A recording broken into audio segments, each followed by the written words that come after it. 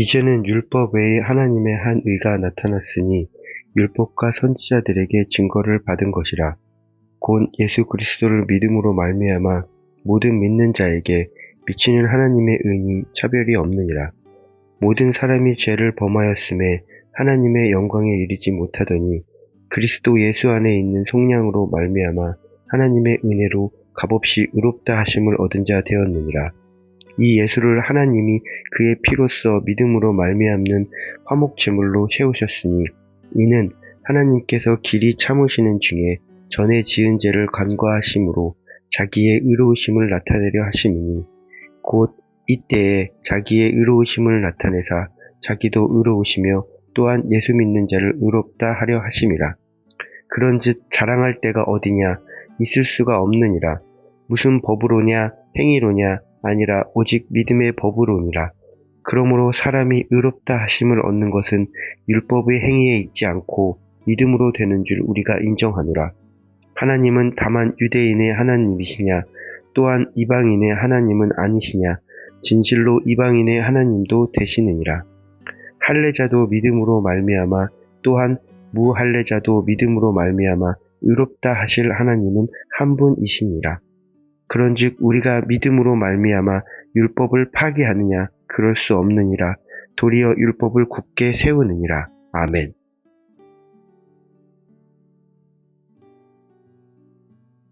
한 부자 청년이 예수님을 찾아왔습니다.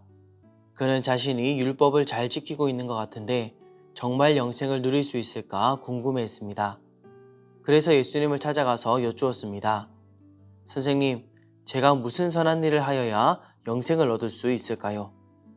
예수님께서는 청년에게 영생에 들어가려면 하나님 사랑과 이웃 사랑의 10계명을 지키라고 말씀하셨습니다. 놀랍게도 청년은 제가 그 율법을 다 지켰습니다 라고 답을 합니다. 그러자 예수님께서는 내가 온전하고자 할진대 가서 내 소유를 팔아 가난한 자들에게 주고 나를 따르라 하고 말씀하셨습니다. 그 말씀을 들은 부자 청년은 결국 근심하며 돌아갑니다. 부자 청년은 무슨 선한 일을 해야 영생을 얻을 수 있는지 알게 되었지만 알게 되었다고 해서 그가 할 수 있는 일이 아니었습니다.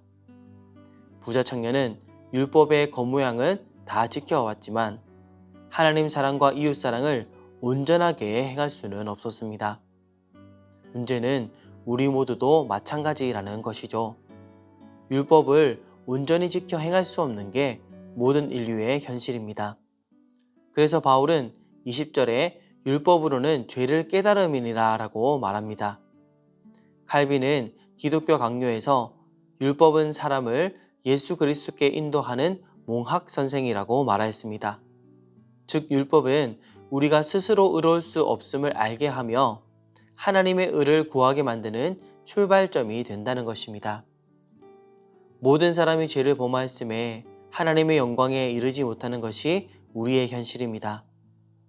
율법을 지켜 행하고자 하는 인간의 행위로는 결코 도달할 수 없던 하나님의 의가 이제 예수 그리스도의 십자가를 통해 우리에게 주어졌습니다. 본문 24절 말씀입니다. 그리스도 예수 안에 있는 속량으로 말미암아 하나님의 은혜로 값없이 의롭다 하심을 얻은 자 되었느니라. 아멘. 우리가 율법을 지켜 행할 수 없는 이유는 우리가 죄의 노예이기 때문입니다. 우리는 죄에 매여서 죄인된 삶을 살아갈 수밖에 없는 자들이었습니다. 그러나 그런 우리를 예수님께서 속량해 주셨습니다. 속량이라는 단어는 몸값을 받고 노비의 신분을 풀어 자유인이 되게 하는 일을 뜻합니다.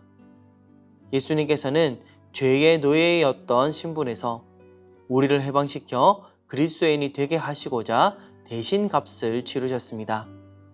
그 값은 바로 예수님의 피입니다. 본문 25절은 이 예수를 하나님이 그의 피로써 믿음으로 말미암는 화목제물로 세우셨으니 라고 말씀합니다. 여기서 화목제물로 쓰인 헬라어는 히브리어로 구약의 속죄소를 뜻합니다. 이스라엘 백성이 피를 뿌려 죄사함을 받은 그 자리를 대신하여 예수님께서 완전한 화목제물이 되어 주셨습니다. 죄의 노예인 우리가 치러야 할 그 값을 예수님께서 당신의 피로 대신 속량해 주신 것입니다.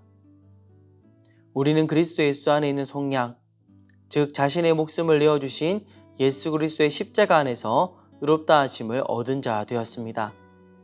이 놀라운 구원의 은혜는 값없는 은혜입니다. 값이 적어서 값없는 은혜가 아닙니다.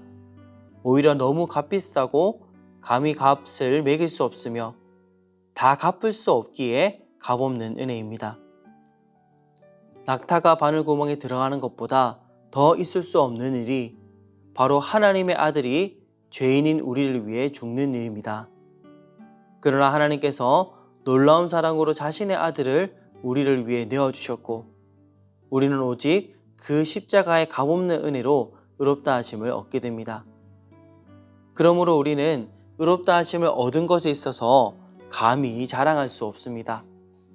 나의 공로로, 나의 노력으로 얻은 것이 아니기 때문입니다.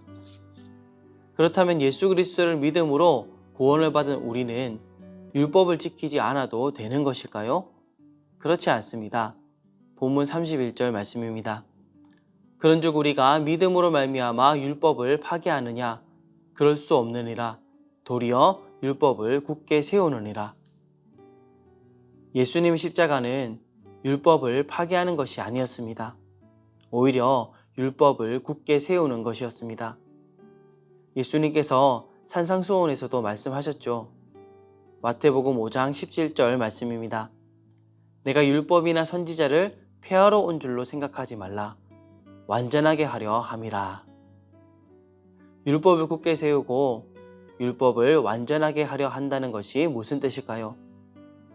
예수님께서 율법을 완전하게 하셨다는 것은 율법이 요구하던 하나님의 공의와 거룩을 십자가에서 완전히 이루셨다는 뜻입니다. 하나님은 사랑의 하나님이시지만 동시에 공의의 하나님이시죠. 하나님께서는 죄를 넘어가실 수 없으십니다. 죄의 삭은 사망이라는 율법의 선언은 반드시 이루어져야 했습니다. 그러므로 하나님께서는 우리를 사랑하심에도 불구하고 그 죄의 대가를 그냥 덮어두지 않으셨습니다. 그 대신 하나님의 아들을 이 땅에 보내셔서 우리 죄값을 대신 치르게 하셨습니다. 그렇게 예수님께서는 십자가에서 죽으심으로 하나님의 공의를 완전히 충족하셨습니다. 하나님께서는 죄를 심판하시고 예수님께서 그 죄값을 속량하심으로 우리에게 구원의 길을 열어주었습니다. 십자가는 하나님의 사랑과 공의가 만난 자리입니다.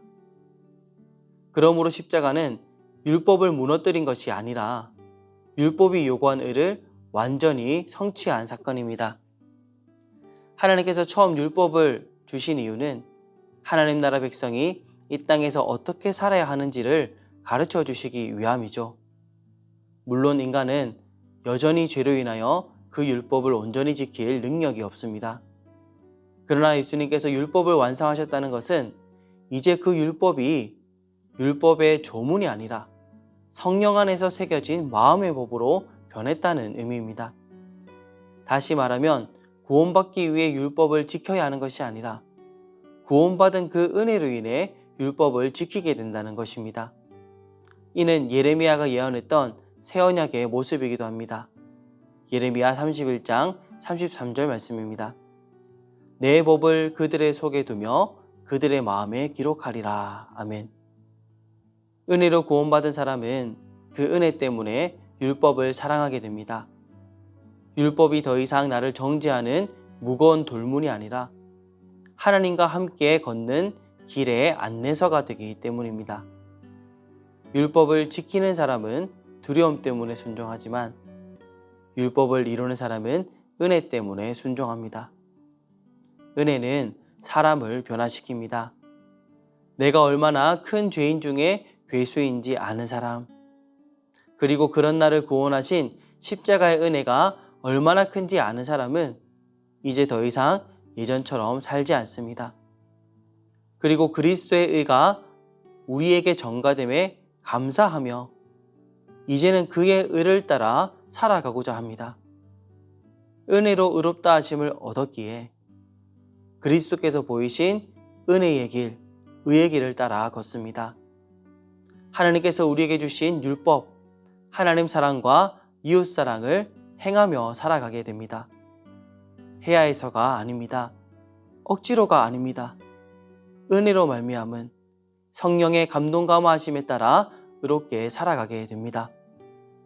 율법으로 구원받는 것이 아니니 내 마음대로 하겠다라는 방종이 아니라 십자가의 은혜로 구원하신 그 은혜를 힘입어 거룩한 삶을 살아가게 됩니다.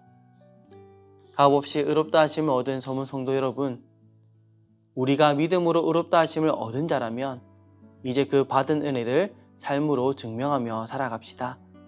하나님께서 우리에게 주신 율법, 하나님 사랑과 이웃 사랑의 삶을 살아가며 하나님의 놀라운 은혜를 이웃과 세상에 보여주는 저와 여러분의 삶 되시길 예수님의 이름으로 축원합니다.